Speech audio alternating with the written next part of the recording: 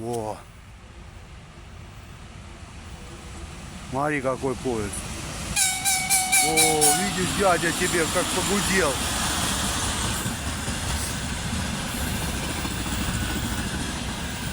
А это как называются?